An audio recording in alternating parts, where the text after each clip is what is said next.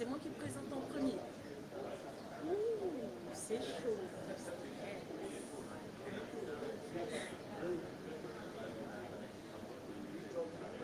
Yeah. This is a choice. Yeah. You have to remove from this. Okay. Click one click, Okay. and then the next slide is your shown. Okay. Next slide. This is slide on show order. Okay. So, do you have earphone for traduction? Headset. Yeah. So you have visitor on site from the counter, and you have to use one mobile phone to listen the another language. Okay. Participants need to use their mobile phone Yes, you have to use your own mobile phone. to So follow. they can go there and take headsets. Non. No? Il est en train de dire que les gens doivent suivre sur leur téléphone. Il y a une version traduction là-bas. Ah, ok. Donc il faudra mentionner cela. Ça sera sur application ICFP app. Yes. Tu connais l'application? Oui. Drifta, des choses comme ça là. Il faut dire juste l'application mobile. Ok. Mobile application. C'est du Drifta là. Drifta, yes. Ils ont sur leur. Chacun a. Chacun peut télécharger et suivre le direct de la Ok.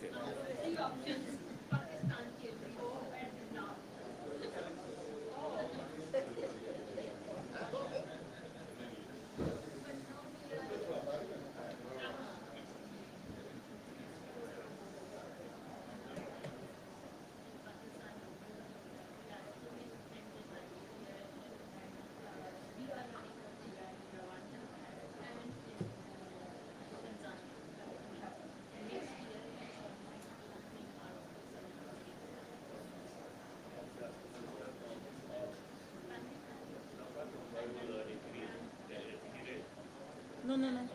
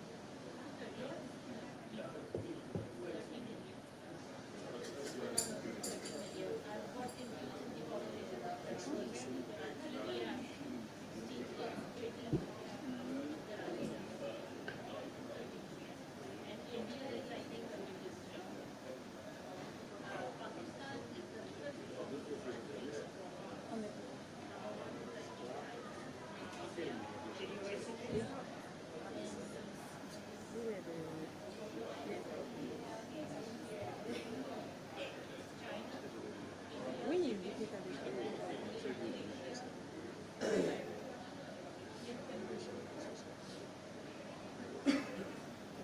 Allez chercher les francophones, pas venir remplir la salle.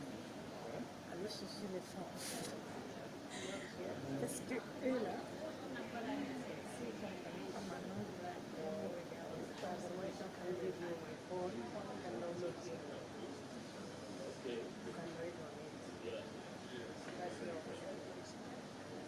mais faut pas prendre mon commentaire.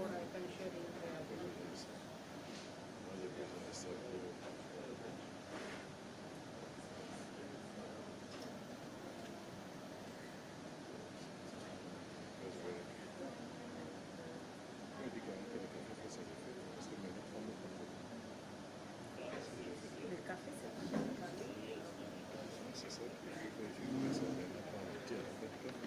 Moi, j'ai commencé à faire un mélange.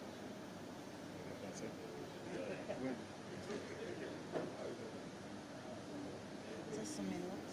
Ça, c'est ma présentation. Oui, ça.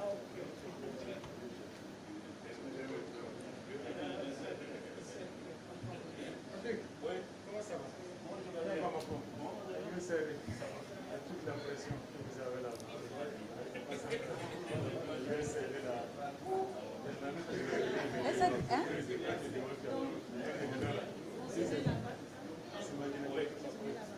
Imaginez pas la pression.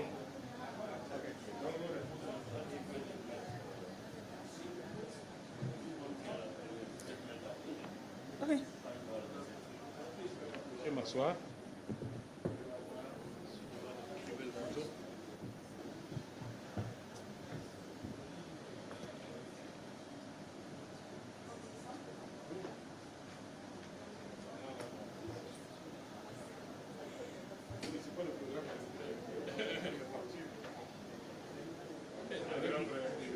Avec le match, je t'avais même pas répondu.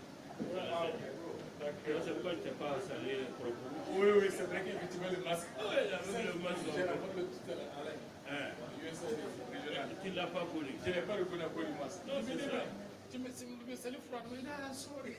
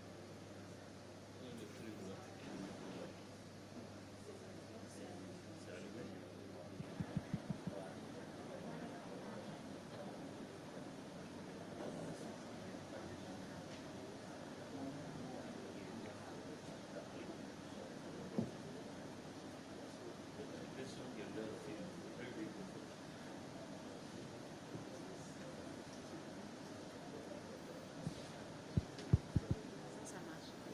Ça marche. Ils sont en train de mettre en marche.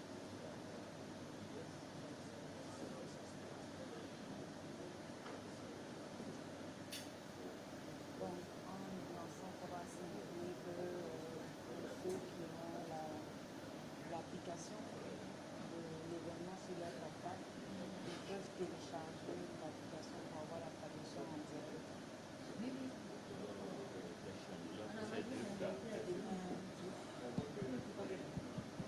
C'est bon, ça marche.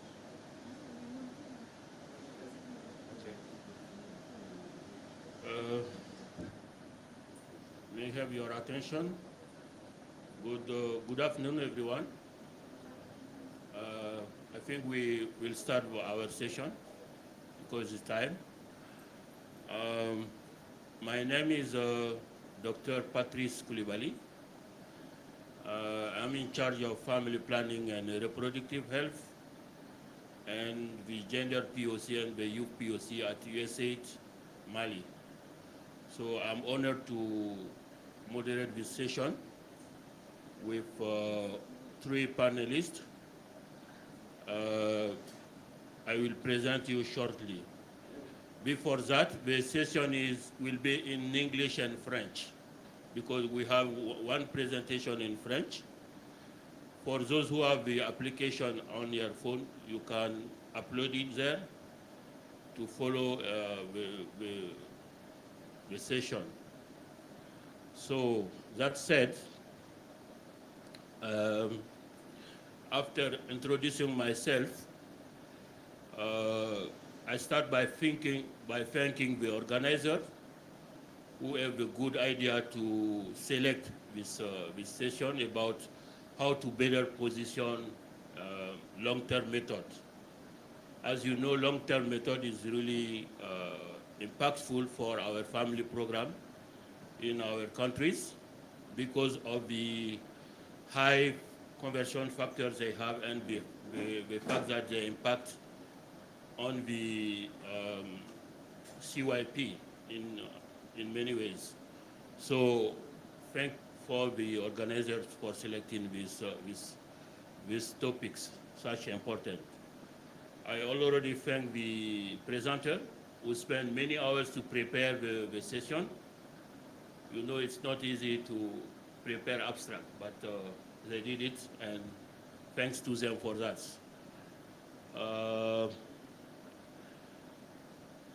That said, we'll have 3 panelists, and I will start with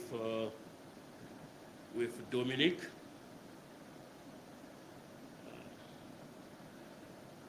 And just to say that Dominique est diplômée en communication et professionnelle des médias. Elle est une passionnée du web, des nouvelles technologies et des relations publiques. Elle est chargée de communication à Jipaïgo, Côte d'Ivoire, spécifiquement sur le projet de MPASC, qui est étendu aux 8 pays du partenariat de Ouagadougou. Avec ce projet, une campagne digitale a été organisée.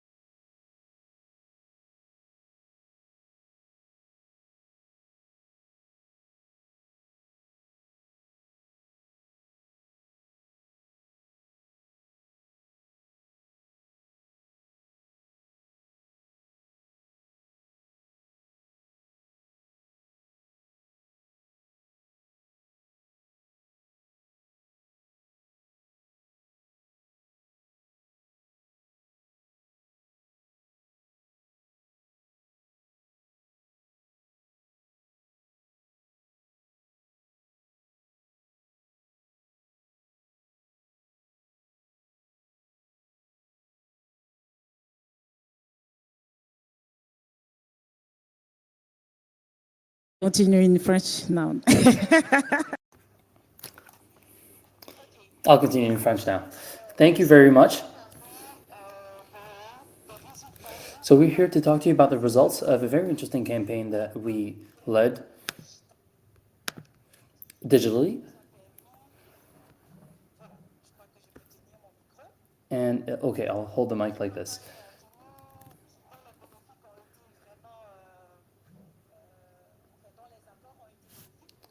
And this campaign has been incredibly beneficial for our project.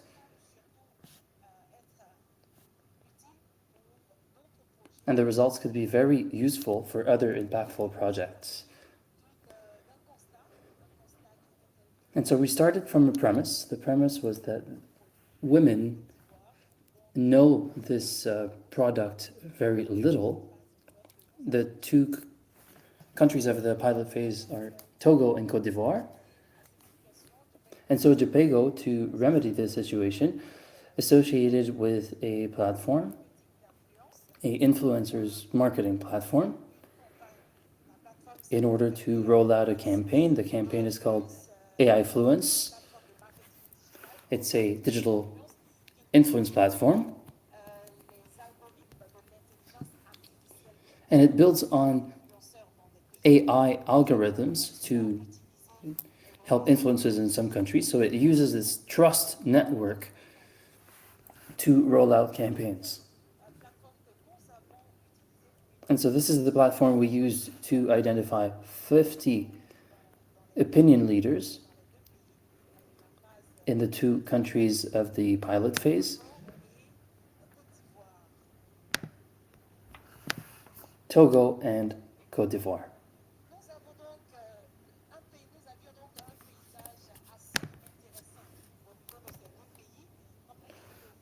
So things are very interesting in both countries. As you can see, in Togo,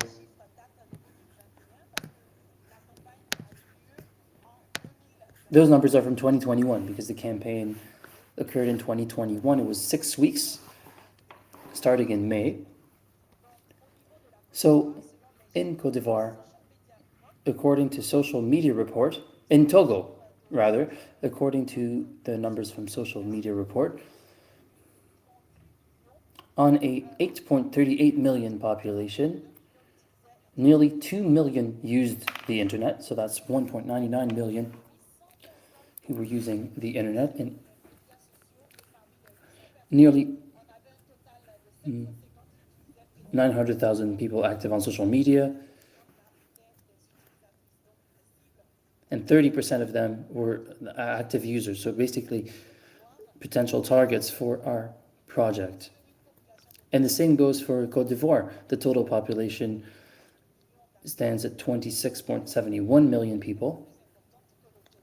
So it's a bit more populous than Togo. Slightly over 12 million people use the internet, and 5.9 million used social media actively. And 5.4 million were on Facebook, and 36% of that population were female users, so potential targets for us.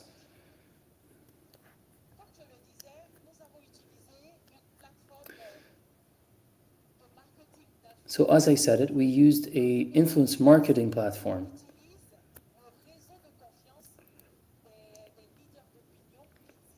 So we're building on this trust network.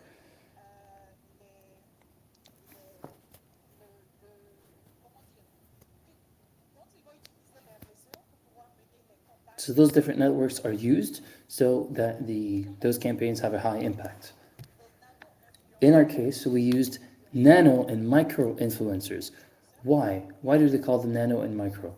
Well, nano influencers are influencers with communities between 1 and 10,000 followers, and micro influencers have a following of 10 to 50,000 people. And those small influencers are closer to their community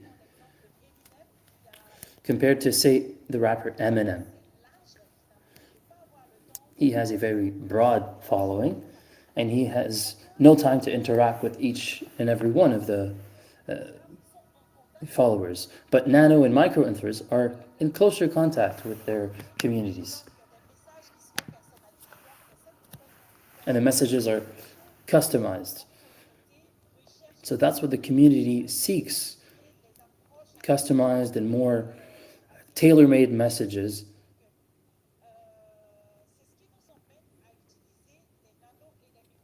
So that's what prompted us to use nano and micro influencers.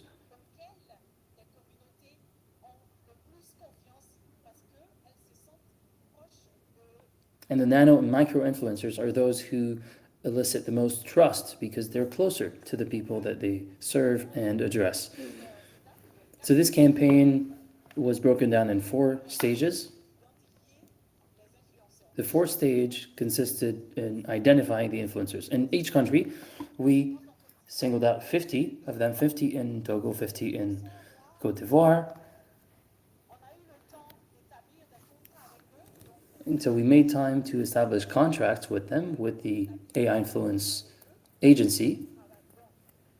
And so we hammered out contracts with them. And then there was a second stage, integration of these influencers into the team. That's when we gave the influencers the ability and the possibility to understand every single detail about the project. And after this introduction stage came stage number 3. So that was more about developing the strategy of contents with images and videos and topics. And stage number 4 was the rollout of the campaign with a monitoring of key KPIs. And we have various profiles of influencers. First and foremost, we have health agents. So AI Fluence identifies those influencers thanks to AI algorithms. So those are word clouds, keywords that helps us know in which field this or that influencer works. So we were able to find feminists and women's rights activists, students, doctors, midwives, who have communities on different social networks. So, for example, Twitter, Instagram, YouTube, and they played a pivotal role in the success of this campaign on health.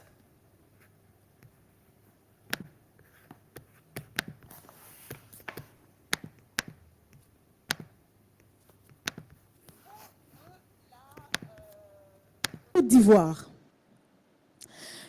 On a été véritablement surpris par les résultats qu'on a obtenus. On s'y attendait vraiment pas. Sur 42 000 portées attendues, nous avons pu avoir 500 036. Plus de 536 000 portées de personnes touchées donc, par la campagne. Et au niveau de l'engagement, sur 8 000 attendus, 8 000 personnes attendues, nous avons eu plus de 58 personnes qui ont été touchées par la campagne, soit un taux d'engagement de 45%. Il en est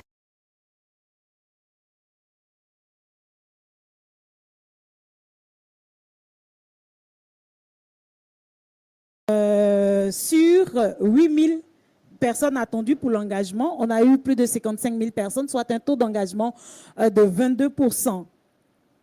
Et on s'est dit, au-delà du digital, il faut qu'on arrive à savoir cette communauté nombreuse qui a interagi avec les influenceurs, est-ce qu'elle est à mesure d'interagir ou de véritablement passer à l'acte? Donc, à l'intérieur de cette campagne-là, on a organisé une enquête. Une enquête donc qui a eu un taux de participation très important, qui nous a émerveillés d'ailleurs. Et cette enquête nous a permis d'avoir un certain nombre d'informations, notamment sur plus de 5 000 femmes qui ont été interrogées dans les 2 pays. L'enquête nous a révélé que plus de 3 000 femmes ont déclaré qu'elles recommanderaient le DMPASC. Nous, on se disait que bon, les femmes ne connaissent pas. Effectivement, il y a beaucoup qui ne connaissent pas. Mais cette campagne, grâce à cette campagne, on a eu un nombre assez important de femmes qui nous ont dit on l'utilise, on aimerait continuer à l'utiliser et on serait prêt également à recommander. Donc, il n'y a pas eu que les femmes qui ont réagi sur cette enquête. C'est à croire que les hommes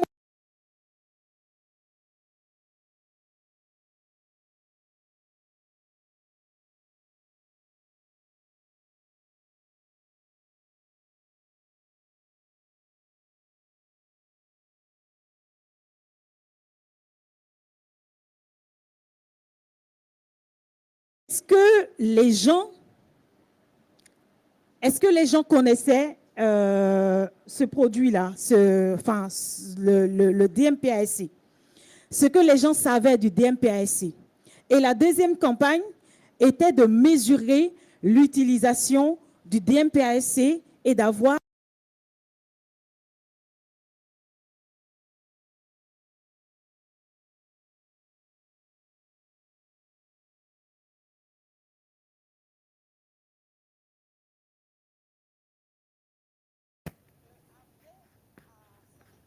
arrivé.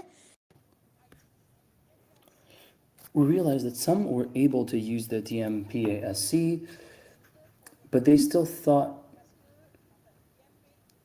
that it was the proviral depot, because DMPVM, DMPASC, there was some confusion about the two variants. So when we used to say DMPASC, people didn't understand it. When we say Sayana Press, when you use the word Sayana Press, in the city of Abidjan, for example, that was much more relatable, and they understood it much better.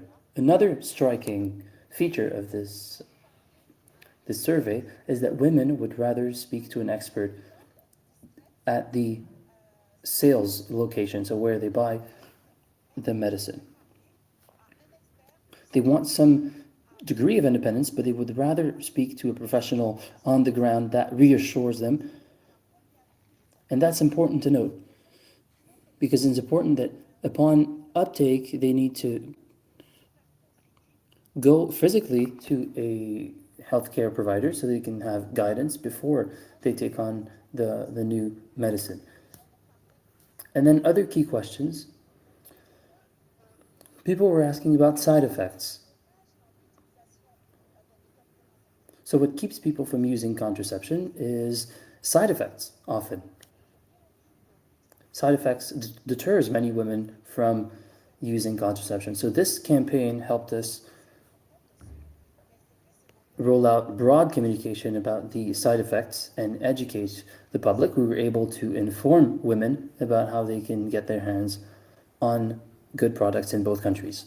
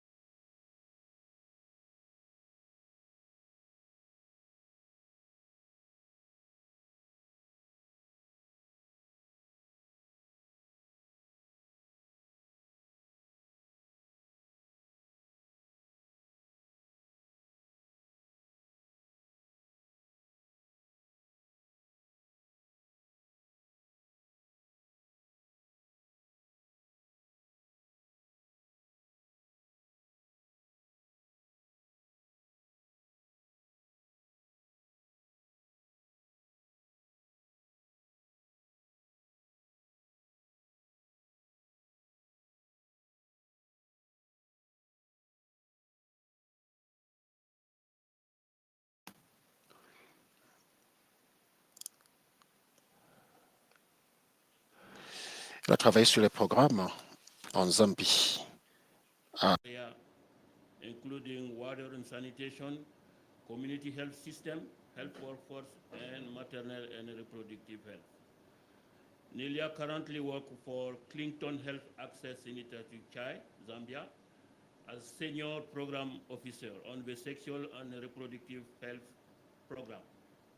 In this position, she played a key role in supporting the Zambia Ministry of Health develop best practices of country-led introduction of reproductive health products. She was instrumental in the formation of the first ever new product introduction mechanism in Zambia, the SRH Product Introduction Technical Committee, which is currently guiding the scaling up of the hormonal intrauterine device and Levoplan, among other SRH products in Zambia. Please welcome Nelia. Oh, thank you so much. So, as he said, my name is Nelia Banda. I'll be presenting on perspective of women at different productive life stages and male partners on the hormonal intrauterine device, also known as the hormonal IUD. So those are my co-authors of the study.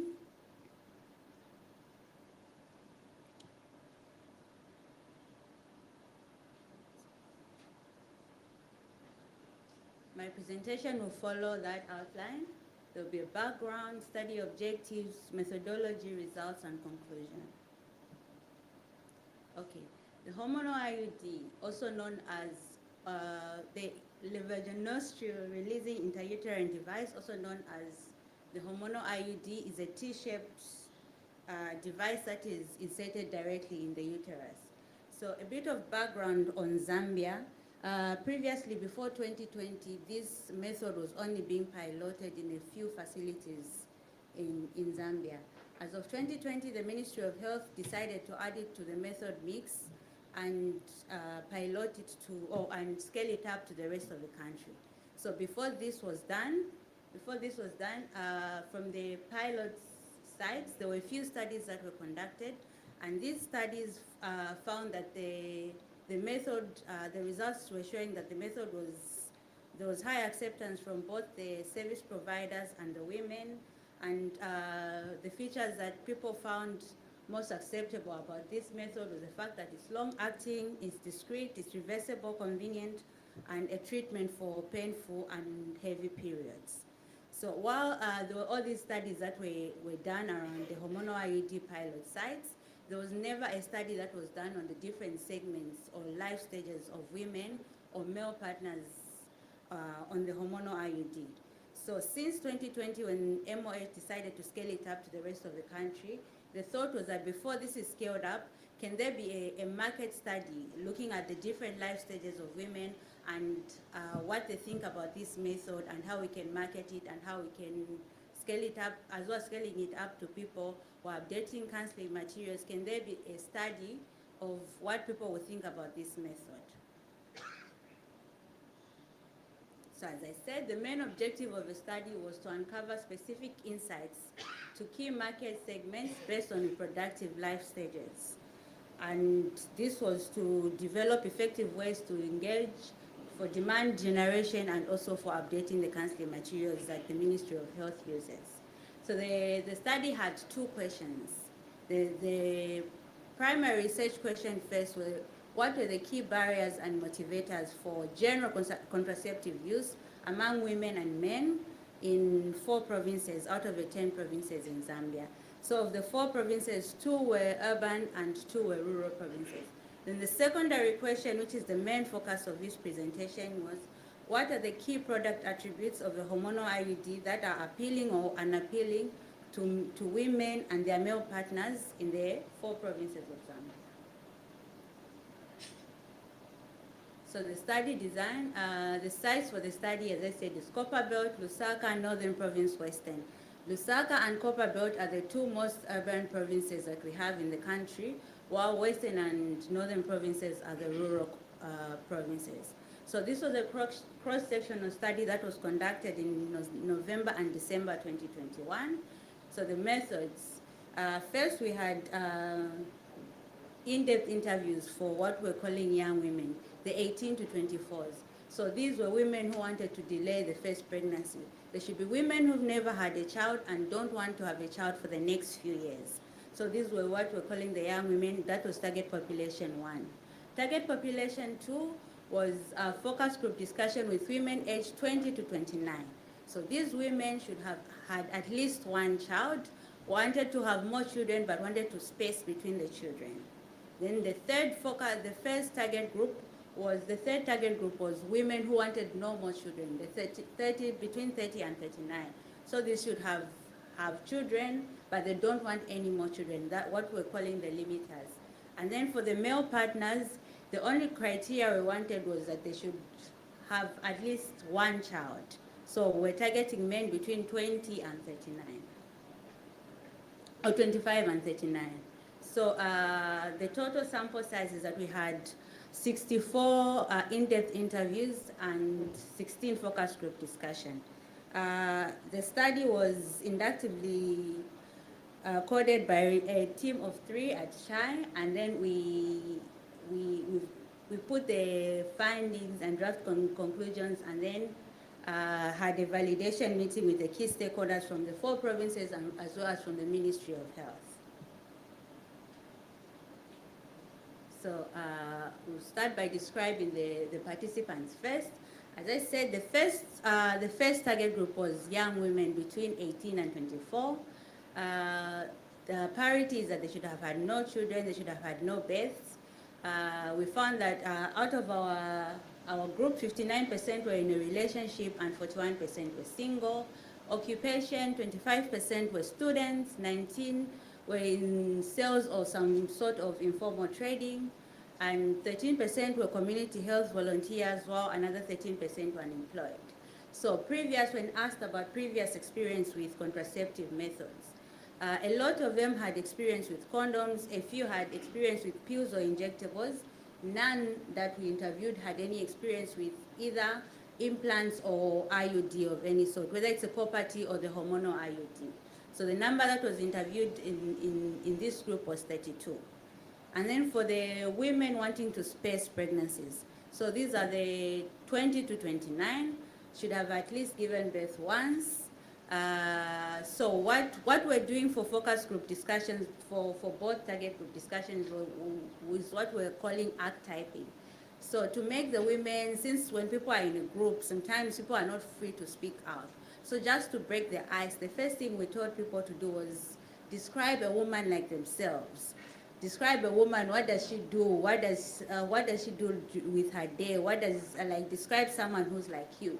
So in this sense, we're encouraging women to describe someone like them, and even as they are speaking about answering these questions, they're answering for themselves, but it doesn't look like they're talking about themselves, so that more women are free to express themselves. So when women were asked to describe their archetypes, a lot of them described their archetypes as working in sales, informal trading, or just as housewives, and some were community health volunteers.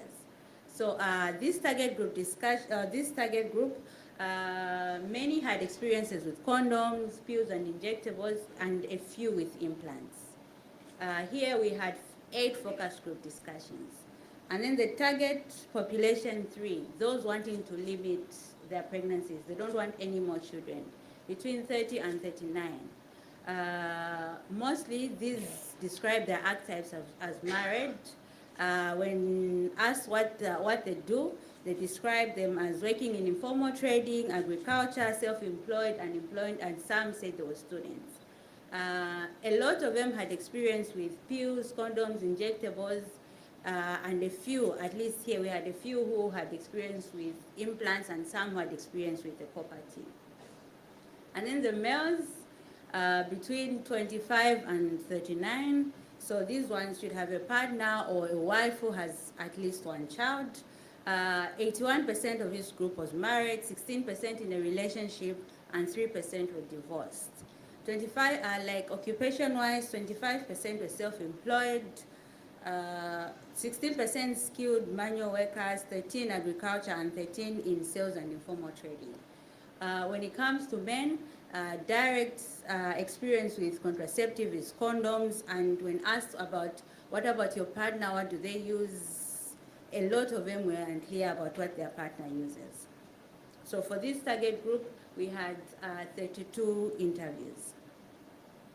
So when it comes to perspective of hormonal IUD, the exercise we carried is that the data collectors were carrying a fact sheet on hormonal IUD. So during this stage, they introduced the participants to the hormonal IUD, and then they were calling out the different 13 attributes that the hormonal IUD has. So the participants they described this to the participants, explained what each attribute was, and then the participants were asked to rank between 0 to 10. With 0 being this attribute, I don't find this appealing at all. If you rate it as 5, you said, no, I don't find it, it's either unappealing or unappealing, like it doesn't matter to me at this point. And then 10, you are saying, this is what I like, I find this attribute most appealing about the method. So the overall results when it comes to the attributes. So we had 13 attributes altogether that we introduced to the participants, and they were explained in depth, like they were explained very well by our data collectors. So the 13 attributes that were explained about the hormonal IUD were: first, it's 99% effective, it's reversible, and once it's removed, women immediately return to fertility, it's safe to use while breastfeeding.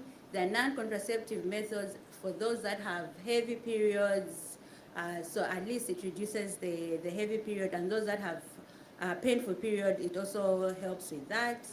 And then there's no need to take action every time you have sex, because this is something that's already inserted. You don't, if you're just using contraceptives for the sake of preventing pregnancy, at least the hormonal IUD is something that's already inserted and you don't need to use a condom. Then it has fewer harmful side effects. It's quick to insert and to remove. There are fewer visits to the facilities, because once it's inserted, you can have it until 5 years before you need it removed. And then it's long acting, as much as the one on top. It's long acting up to 5 years. It's discreet because it's inserted in the uterus, and only you who has it know that you have it. And then it causes lighter periods for some, while others don't get a period at all, and it's positioned in the uterus. So the overall results show that the young women, the ones between 18 to 24, what they found most appealing about this method was that, one, it was 99% effective, and once it's removed, you return to fertility, and it's safe to use while breastfeeding. The 3 attributes that were lowest ranked by this group was that, one, the period gets lighter, it's positioned in the uterus, and there's a possibility of no period. This was the least appealing attribute for the women aged between 18 to 24. And then the women aged between 20 to 29. What they found most appealing about this method was that it's safe to use while breastfeeding. It has some non-contraceptive benefits, like it prevents anemia if you have heavy periods, and then it's reversible. Once you remove, you can still get pregnant. What was not appealing about this method was its position in the uterus. You get lighter periods, and you have a possibility of no period. And then for the older women, those who wanted to limit, they don't want any more children. What they found most appealing about this method was that it lasts up to 5 years, it's 99% effective, and it's also safe to use while breastfeeding. For these women, what was not appealing about this method was that the period gets lighter, there's possibility of no period, and strangely enough, they found that it had fewer side effects not appealing. And then for the male partners found that the method is 99% effective, appealing, safe to use while breastfeeding, and once it's removed, a woman can still get pregnant again. The men did not like the fact that this method is discreet.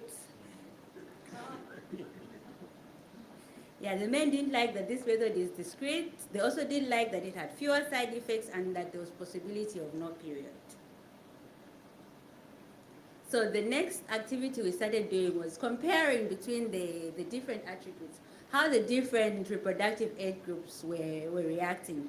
Because the whole point of this study was to create market materials, demand generation materials. So I wanted to know how the different age groups were reacting to the different attributes that the hormonal IUD had. So the first attribute we're looking at was the effectiveness. How did the different groups rate the effectiveness? The fact that this method is 99% effective. And what we found was that this attribute was highly rated amongst all the four different target groups, with the young women and the men rating it as the most appealing attribute of the hormonal IUD, and the women 29, it was in the top, and then the women who wanted to limit also found this very appealing. And then there were attributes of the hormonal IUD that we said maybe were the safe to use while breastfeeding and has non-contraceptive benefits. The young women, like all the groups, rated this highly, but again, we also had a caution saying maybe there was some misrepresentation when the data collectors were presenting these benefits. So maybe they were overly selling the benefits of this method, but we found that the attribute that it's safe to use while breastfeeding and has some non-contraceptive benefits, very appealing amongst all the groups. At least it was in the top 5 for all the groups. Then we compared these two attributes. The fact that it's reversible. Once it's removed, you can immediately get pregnant, and it lasts up to 5 years. So what we saw with this was that mostly those who liked the fact that it was reversible didn't like the fact that it stays up to 5 years. And those that liked the 5 years didn't like the fact that the method was reversible. And what we saw is that in the young women and the women who wanted children, who just wanted to space between the children, they found the fact that the method was reversible very appealing. But they tended to rate the fact that the method was up to 5 years. And like the women who still want children, those rated it still rated it high, but the young women, like it was one of the lowest rated attributes about the hormonal IUD. The older women, those are the ones who said, no, I'm done with children, I don't want any more children. They found the fact that this method is up to 5 years. This was the most appealing thing about the method. And then they rated the fact that this method, once it's removed, you can get pregnant. This was rated very low for them. For the men, I think they rated the fact that it's reversible higher than the fact that it lasts up to 5 years. So again, for the 5-year commitment, I think we can say that maybe when the data collectors were presenting the fact that it stays up to 5 years, women were thinking that they have to be committed to this method for the whole 5 years, and they can't remove it whenever they want to get pregnant.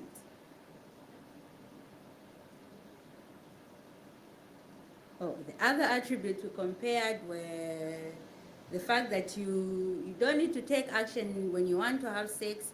It's easy to remove, or it's quick to remove and to insert, and you have fewer visits to the facilities. So for this, the only attribute that was rated highly was the fact that it's quick to remove and insert by the women who wanted no more children.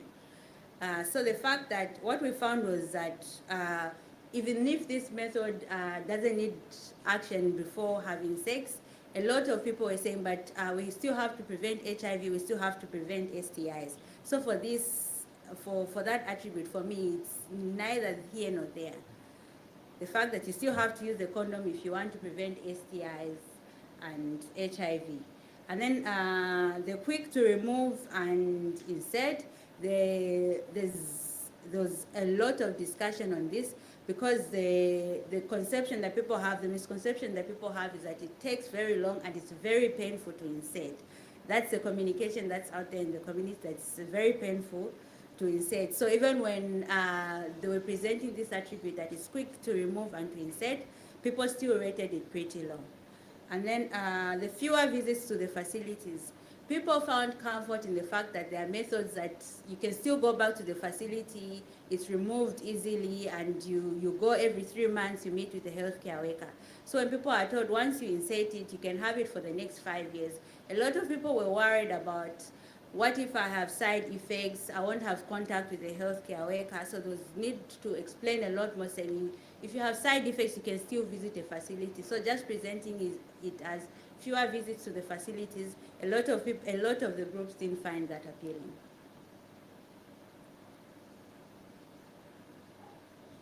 Yeah, another interesting, the interesting attributes, we asked people how they rated the fact that it's discreet because it's inserted in the uterus. The young women didn't like this at all. Like, the young women rated these two attributes very, very low amongst the attributes of the hormonal IUD. And then the answer was always, am I going to have children after this?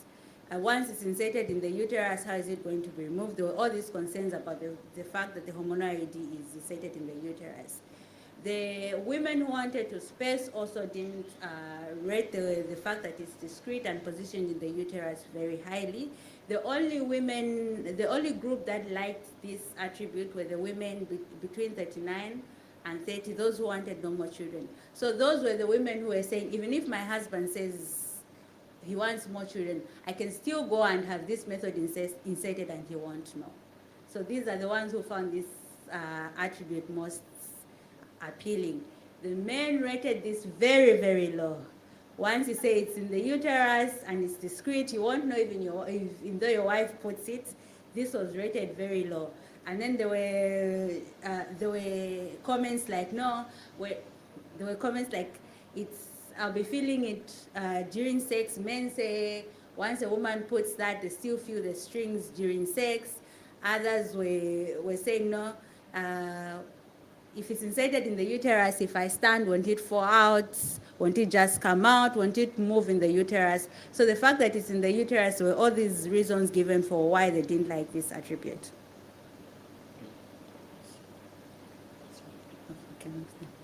Then the other attributes that we compared was lighter, or the possibility of no period or lighter periods. And as you can see, this across all the groups, this was rated very low. It was one of the lowest rated attributes. So people don't like the fact that once it's inserted, you either get lighter periods or you have no period at all.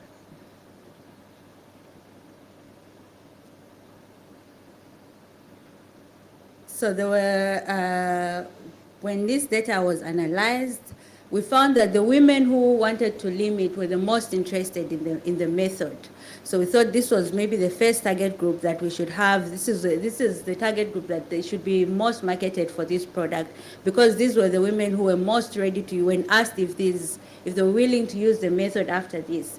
The women who wanted to limit were saying yes. Even if it's brought now, I would want to insert this method. The ones who wanted to space were, maybe I can try it out if my friend tries it out. And then the women who still had no children and wanted no children in the first few years, those were saying they would try it out later on in life. So the recommendations that we came up with from this study was there should be messages tailored to each of the target groups. As we can see, each of the target groups had different attributes that they found appealing. So having one general message about the hormonal IUD won't work for everyone. So can there be messages that are targeted for the different age groups to first look at what they found most appealing and address what the concerns they had about this method? And then using women who are using the method and are happy with it, like using those to market the product to other women, we found that was also going to be a good way to create demand and to create demand for this method. Ensure that you have messages targeted at men. Like a male involvement is always bypassed when it comes to family planning. But can we have methods that are targeting men? Because we saw that men have an influence on whether their partner uses contraceptive or not. And then we wanted to have videos that community-based volunteers can go with and use in the communities so that the message that goes in the community is the same everywhere. And no one goes to present a method according to what they are understanding. And then the other, all right, I think most of this, yeah. Develop counseling materials, and as I said, we wanted to develop, this was for developing counseling materials to address myths and concerns that people had with this method. And we also wanted IC materials to be printed out for people to go with at home, to see if you're having these side effects, to know what's normal and what's not, and when to go back to the facility. The last slide is, so the results of this study did not just stay with CHI. The results of this study have been shared and have been used for demand creation in Zambia. So there have been radio messages and adverts created for one contraceptive use and hormonal IUD that used part of these results in their development. So we thank everyone that took part in this study, and mostly the Bill and Melinda Gates, who were the funders of this study. For more information, there's that email to contact. Thank you. Thank you, Nelia, for this very, very detailed presentation on the hormonal ID. Now we are starting the Q&A session for the three presentation you just heard. So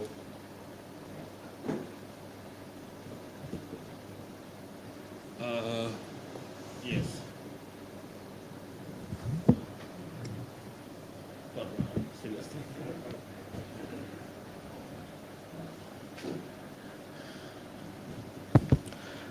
Thank you. Morrison Zulu are my names. I'm from Zambia, CHI office. Thank you for those wonderful presentation. I have one question from my colleague from Ethiopia. Okay. Yes, so just wondering with regards to the factors that you brought out, I didn't hear anything around commodity availability. Particularly that when you're comparing rural versus urban, there was, I think, that difference, I think, among the rich and the poor. So I'm just thinking aloud to say, could there not be a confounder in terms of the commodity availability themselves, knowing that most remote areas, distribution, to the last mile sometimes or more often than not is a challenge. And so can that not, be an issue? Did you find anything around commodity availability? Can we assume that you've had, commodities available through and through, whether it's in the remote or urban areas? Thank you. Okay. You are taking one more in that side? Okay. Okay, give to the lady Nyori. Thank you. Please note the question, eh?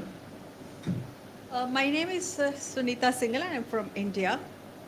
So my question to Neela, congratulations, wonderful presentation. The question is, since you were trying to introduce the hormonal IUD, I just want to know how much did this impact the uptake of copper IUDs or the other method mix in the program? And were you offering both the methods as a choice, or you were promoting a single method for this? Okay. Uh-huh.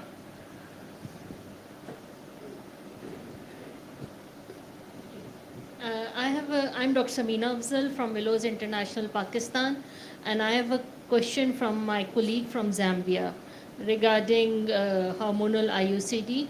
What I wanted to ask or understand the pre-counseling procedure, because most of the questions which you asked, if a proper counseling would have been done, so I think a client, from the client perspective, she should have understood that. For example, the thread, when you are mentioning the hardening of the thread, it usually gets soft within a week time. So I just wanted to know regarding the pre-counseling procedure. Okay, we are taking one more for this fair round.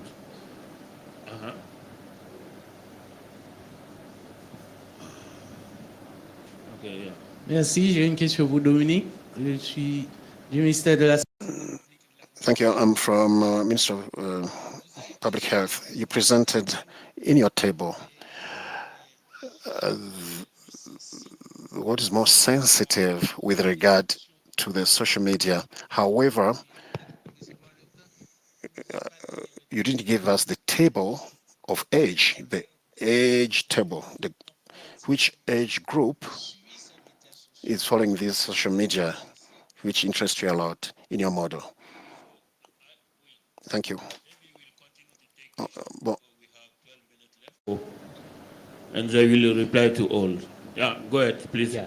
So thanks for the excellent presentation. Just a small question. I'm Dr. Manoj from Engender Health India. So you mentioned that convenience is not a very important factor in terms of access to hormonal IUDs. It's not the most important factor. So when you are saying convenience, what does that, how do we define that? It is just going to the, going for the insertion, or does it include follow-up as well?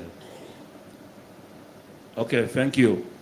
Just behind you, and mine hopefully super fast for our colleague from Chai as well. So many questions. I would love if you could just touch on how you came to those 13 attributes.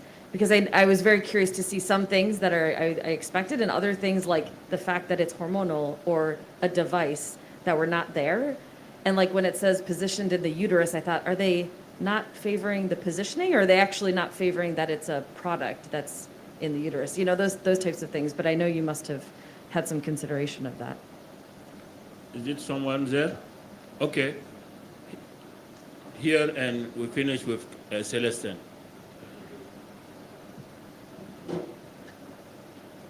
Thank you for the chance. Mine goes to Zambia. Also, the first objective of the research was to assess those barriers and also facilitators of this hormonal contraceptive.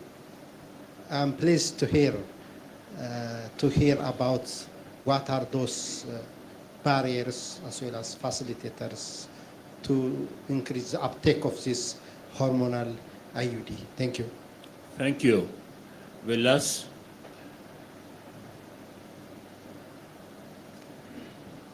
Thank you so much. J'ai une question pour Eliane. My question is addressed to Eliane. It's about when the digital campaign was there, were there any effects on the consumption of BMPC in the two countries, that's Togo and Cote d'Ivoire? What was the strategy that you used under the Ministry of Health? Was the Ministry of Health involved in this campaign? Thank you. Okay, we are starting answering question. I start with my neighbor, Eliane. Go ahead. Okay, thank you very much. Even if my answers will be in French, let me just introduce in English. Okay, la première question. So the first question, that's the age bracket. Which age bracket follows the social media? Which age bracket has participated in our campaign? The two options: which age bracket follows the social media, and which one participated in our campaign? So first of all, let me take the first part, which is which age bracket follows the social media. Today, in the social media, we have all age brackets. Almost all the age brackets are there. And in Cote d'Ivoire, the internet penetration rate has risen. We have internet users who use mobile phones, and there are more than those that use internet on computers. And it's the same in many countries, I think, because today data is less expensive. So from 13, children have phones, they have internet, and they use social media, including Facebook, Twitter, TikTok, Instagram, and so on. So the age bracket varies from 13. From 13 years, you see people on the social media, and since as we usually say, some would say that social media isn't ours. Social media isn't for good action, but or rather it's negative. But from our view, there's a reason to visit the social media that enables us to attract these people to us. We don't say don't use social media, but through the research, we see that we can reach so many people using social media. So we're all sorts of age brackets in the social media, and in our case, the age bracket that follows us varies from 13 to 49 years. It can go beyond for other platforms, but for us, we have more women because our theme is feminine. So depending on your theme, you will see that you will reach the target that you're looking for. So they're all brackets there. Now concerning the first phase, I think the two questions have been addressed. Now the second question is, what were the effects of the campaign on the consumption of this method? Now I said that on the use of this method. Now I said that during the campaign in Cote d'Ivoire and Togo, there was a stock out. Of course, we were in the campaign and we did we did underestimate the demand. We should have, first of all, verified. We should have verified the available stock to ensure that we have enough stock available and start the campaign. However, the stock which was available was little, which when the campaign started and people started, obtaining these products, there was a stock out. So the challenge with the campaign was that the products were not accessible. They were not easily accessible in certain areas. Of course, we thought that the countries would be all areas would be covered, but it wasn't the case. Yes, it's true that the campaign has had a high impact. Now, concerning the work with the ministry and working hand in hand with the ministry, it's true that we do certainly collaborate with them in our institution. But concerning this campaign, this was just the information that we gave the ministry. We told them that, look, we are going to do a BCD. We're going to promote this method and on the digital platform. Thank you.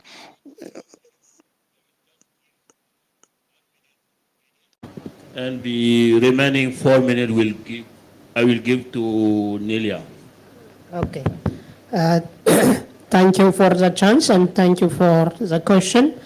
Yes, commodity availability may be an issue, but one problem to rule out whether that has confounded or not is the DHS data didn't collect commodity-related information, and we didn't include that in the analysis. But this is based on the 2016 data, and at that time, there was no commodity challenge in the country because health extension workers were upgraded to provide IUD and implant. In addition to the health extension workers, there were outreach services to provide these programs to the village level, to the lower level. Probably for the permanent methods, that logistic and commodity issue may have an effect, but there was no data to rule out whether it's confounded or not. Thank you. Okay, so I note that we receive many questions from for Zambia team, but we have only 3 minutes left. So meaning that we can continue this discussion, since we are here, for the next 3 or 2 days. Just 2 minutes for Nelia, please. Okay. To answer what you can answer.